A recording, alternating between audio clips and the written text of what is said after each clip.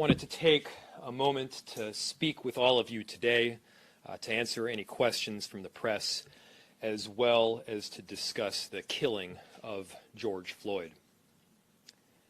Mayors can shape events in their city, but more often than not, it's events in our city that shape us.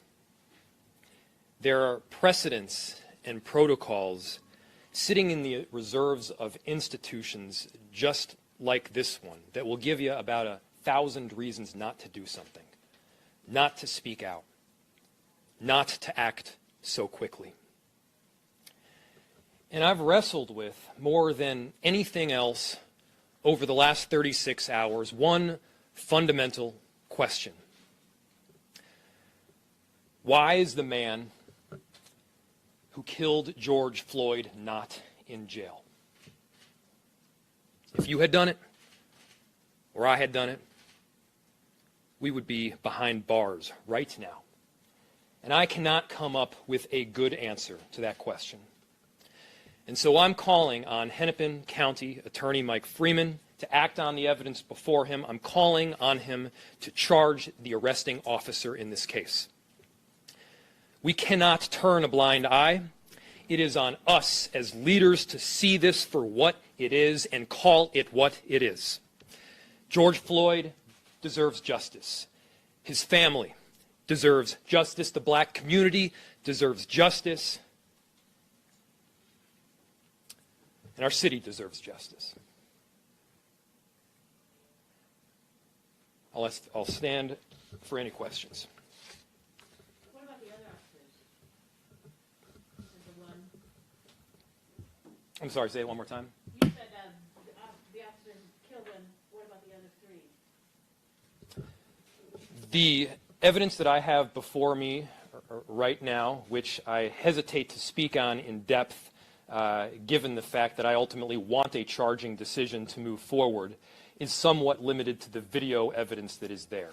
And I do not want to get into the fundamentals of different classifications of murder. I do not want to get into the fundamentals of any one specific charge for any one individual. What I can say with certainty, based on what I saw, is that the individual, the officer who had his knee on the neck of George Floyd should be charged, and I'm calling on Hennepin County Attorney to do that. Do you want to wait? Because hey, Mayor, can we just pause for 1 second? Is the audio okay on the live stream? Okay. All right.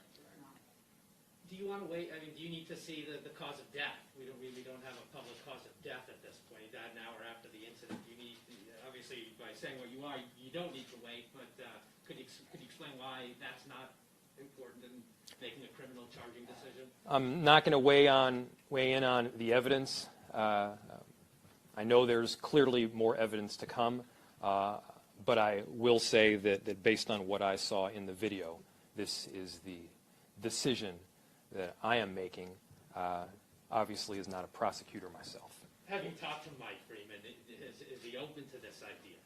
I have relayed my call to action to the Hennepin County Attorney, Mike Freeman, yes. What do you want to see this officer charged with specifically? You know, I want to see a charge take place. I want to see justice for George Floyd, and me commenting on either the evidence, obviously much of which is not out yet, and or a specific charge would inhibit that measure. So again, I want to see the charge of the arresting officer take place, but if we want to see that charge, it would not be wise for me to provide the specifics of a form of murder. And Mayor, would you just repeat the question? Yes, I will. My apologies. Mayor, multiple council members have raised questions about the way police reacted to the protests last night. Where were you during those protests, and what role did you play in determining how police responded to them? Thank you for the question. The question from Liz was, what role did I play in responding to the protests that were occurring last night? And I'd like to speak a little more broadly about this as well. So right now, more than ever, I get the need to protest. I fully understand and appreciate it. People need a way to vent, especially in a time of so much sorrow and anger. And I'm not a parent yet, but I will be soon. And I can't begin to grasp the mix of emotions, of anger, of sadness that so many parents of black children have through our city, and what they must feel in putting their child to bed.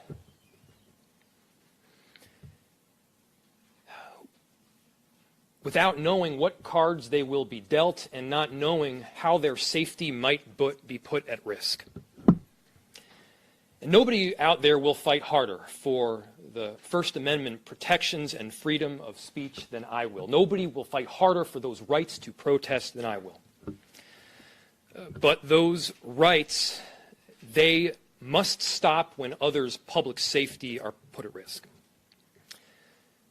The cars and the buildings that were broken or broken into in some form had live guns and ammo in them. And I spoke with our Chief Arredondo last night, who is an exceptional leader in our black community and known as an exceptional chief nationwide. And he told me that he could not run the risk of one tragedy leading to another. Our chief made the decision, and I support our chief. I trust his judgment. And there's an inherent tension, there's an inherent problem in this world of sound bites, where those who are protesting peacefully get lumped in with those that are not, where those who are policing compassionately get lumped in with those who are not. And by the way, I want to commend the 99% of protesters that were there last night doing so in a peaceful manner. And we need to be straightforward. We need to be straightforward and honest with people 100% of the time.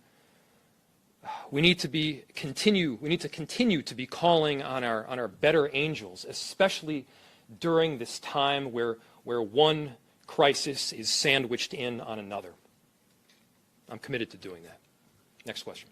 No mayor has ever publicly called on a prosecutor to bring criminal charges against a police officer, at least here in Minneapolis. What went through your mind? What went into this decision to come up here and do what you're doing today? The question was that you stated that no mayor has ever publicly called for the prosecution of one of his or her own officers before, at least in, I think you said in our state. In Minneapolis, at least, as far as we know, yeah. And the question is, what went into that decision? Right.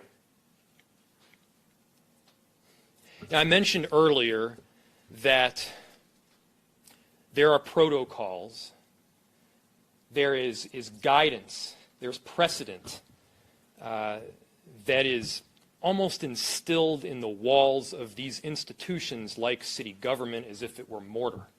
And so many of those protocols say that you shouldn't act quick. You shouldn't make a decisive decision. You shouldn't speak out. And they'll give you 1,000 reasons why that guidance is given. But there was one question in my mind that I could not answer. If I'm tasked with being honest with people, which I do promise to be, how could I argue? How could I not speak out when an offense took place that you or I or many other people through our city would have been behind bars if they did? Yet this particular individual, this officer, was not.